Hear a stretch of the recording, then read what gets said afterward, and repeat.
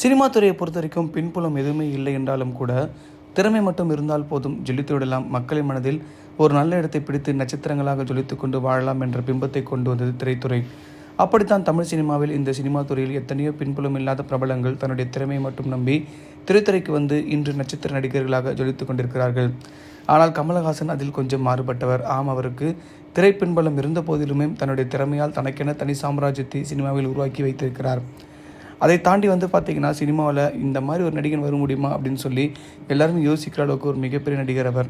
உலக நாயகன் என்று சொல்லும் அளவிற்கு படத்திற்கு படம் பிரமிப்பு பூட்டக்கூடிய நடிப்பை வெளிப்படுத்தி காட்டுபவர் நடிகர் கமலஹாசன். 70 வயது ஆகிவிட்ட போது கூட அவர் ஆக்ஷன் திரைப்படங்கள் அதிரடியாக நடித்து வருகிறார். தற்போது நடிகர் கமலஹாசன் தக் லைஃப் என்கிற திரைப்படத்தில் நடித்து வருகிறார். இந்த திரைப்படம் விரைவில் ரிலீஸுக்காக காத்து கொண்டிருக்கிறது. இப்படியான சமயத்தில் நடிகர் கமலஹாசன் கேரவன் குறித்த ஒரு சுவாரஸ்யமான தகவல் இணையத்தில் வெளியாகிய அனைவரையும் ஆச்சரியப்படுத்தி கொண்டிருக்கிறது. நடிகர் கமலஹாசன் தன்னுடைய கேரவனை நாட்டில் முக்கிய பதவிகளை வகிக்கும் தமிழக முதல்வர் மு.க. ஸ்டாலின் மற்றும் இந்திய பிரதமர் நரேந்திர மோடி ஆகியோருக்கு வாடகை விட்டு வருமானம் பார்த்து வருகிறாராம்.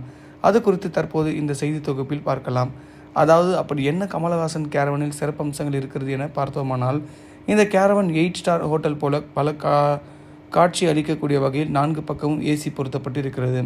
இந்த ஏசிகளில் ஏதேனும் பழுதடைந்து விட்டால் அதை மாற்றுவதற்காக ஸ்பேர் ஏசி உள்ளிட்டவை இருக்கிறதாம்.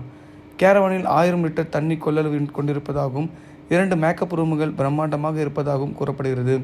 சகல வசதிகளும் படைத்த இந்த கேரவனில் திடீரென யாரும் வந்துவிட்டால் அவர்கள் அமர்ந்து பேசுவதற்காக மீட்டிங் ஹாலும் பிரம்மாண்டமாக கொண்டிருப்பதாக கூறப்படுகிறது. இதில் என்னடா பிரமாதம் அப்படின்னு சொல்லி ஆச்சரியப்படுற அளவுக்கு அந்த கேரவன் இருக்குன்னு சொல்லலாம்.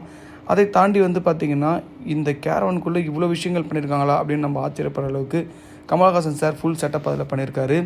ஒரு தமிழ் சினிமாவில் முக்கியமாக பங்கு வகிக்கக்கூடிய இந்த நடிகரோட கேரவனில் எல்லோரும் தங்குறாங்க அப்படின்னா அது எந்த அளவுக்கு ஒரு ரொம்ப லக்ஸுரியஸாக இருக்கும்னு நம்மளே யோசித்து பார்க்கலாம்.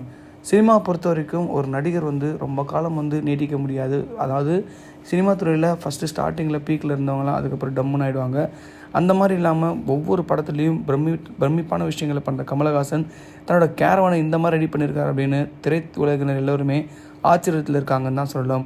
அதை தாண்டி தமிழ் சினிமாவில் இப்படி ஒரு நடிகர் பண்ணுறாரு அப்படின்னா அது உண்மையிலே புதுசாக இருக்குதுன்னு சொல்லலாம். ஏன்னா இது வரைக்கும் எந்த நடிகருமே இந்த மாதிரிலாம் பண்ணதில்லை.